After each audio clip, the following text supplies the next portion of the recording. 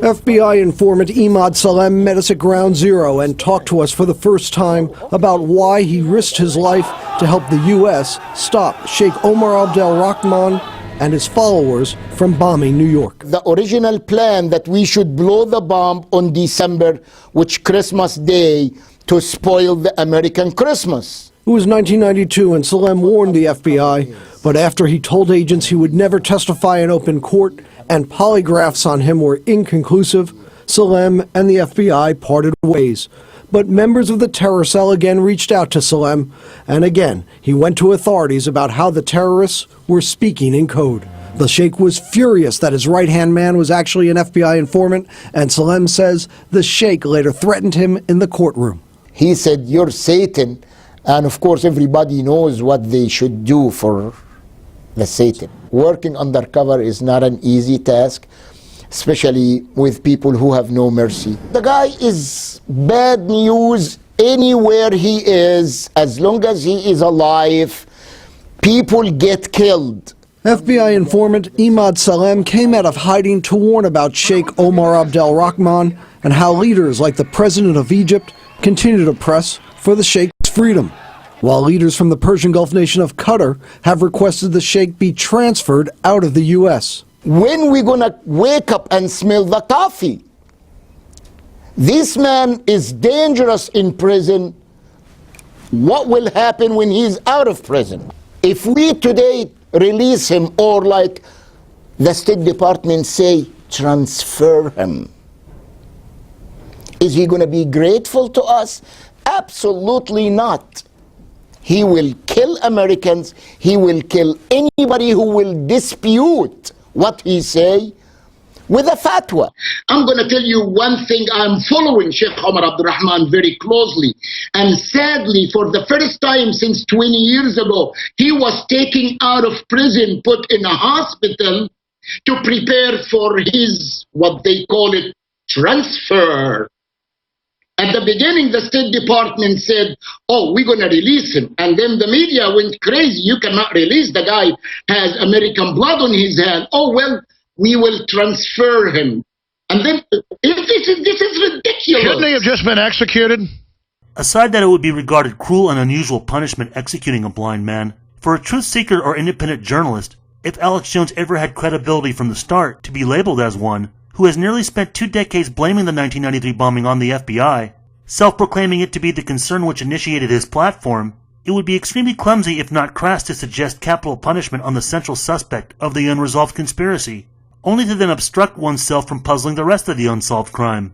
And as of Salem's appearance on the Alex Jones Show, the blind Sheik ended up passing away 2 years later in February of 2017 due to health complications while in custody at the Federal Medical Center in Butner, North Carolina. His body was transported to Egypt for his funeral. But it's important to underline here still how the blind Sheik's imprisonment and the attempts to free him or transfer has been used for geopolitical bargaining chips, even within fundamental terrorist attacks that have been carried out. But for Salem, he also uses the blind Sheik's incarceration for his own agenda and cover. I will bet you something here. We have 2 or a year and 3/4 left for Mr. Barak. He will release the Sheikh before he leave office to shut the Muslim Brotherhood forever. And you can quote me on that. And the Sheikh was convicted. He went to jail for many years. He just died this year. How does that make you feel? And is the world, do you think that we're going to enter a more peaceful time, or are there other people like the Sheikh who have already taken this place? On the contrary, I think we are in more dangerous before the blind Sheikh passed away, because a week before he passed away, he wrote his last will and testament, and he ordered his followers to revenge for him, quote unquote, violent revenge. The blind Sheikh had followers on the American streets today. They are waiting for the opportunity to have a violent revenge for his death. I guess whatever options that may have been put forth in either freeing or moving the blind Sheikh didn't matter, and bringing any clarity to either potential circumstances wasn't in Salem's interest, but he certainly sounds like a decisive fearmonger. This is a crucial point. It was not a black flag operation. It's not a false operation. It's a real crazy idiots, fanatics who wanted to commit jihad under the leadership of Sure, the sir. I blind want to be sheikh. clear and not split hairs here, Colonel.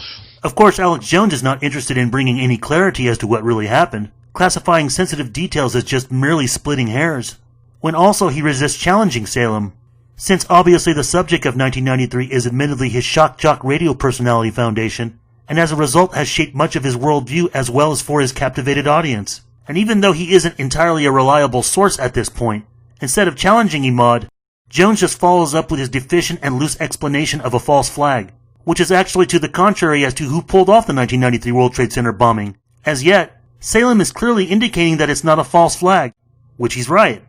So I wouldn't throw the blame on the FBI, period. The listeners and you would like to understand, because I was there. I walk the walk and I talk the talk, and I am not afraid of nobody. If I am afraid, I wouldn't go undercover with assassins and evil doers. So nearly a year later, on the cusp of Jones's historical interview with Donald Trump, Imad has his second interview with Jones on November 19, 2015, where now Jones has slightly changed or phrased his overall narrative of what the 1993 World Trade Center bombing was. Bombing. He was there. He tried to stop it and was ordered to stand down. That's even been in the New York Times. Well, Alex, unfortunately, if we allow this group of Sunni Wahhabist people to enter into our land, there is no doubt in my mind that it will happen again. We already got attacked in 1993 by the same group. However, different name, it's all the same ideology. But again, I don't know if our government wanted that to happen again, to start to take our liberty out of our hand more and more and put more restriction on the media. And then they will say, oops, it happened again. And they let these people to start to hurt the American people, to give them a reason to start to monitor more and to take our liberty out of our hands. I'm not a conspiracy theorist, but I am afraid that if they allow these people to walk in, that's going to be a false flag operation to let them bomb America. And then they say, oops, they bomb America. We have to monitor America more and take your guns and take your liberty and take even the mainstream media today start to be controlled by the government. Yeah, sure. As if allowing these people to come in and bomb America didn't happen in 1993 and 2001 already. But now it's more likely to happen. Right.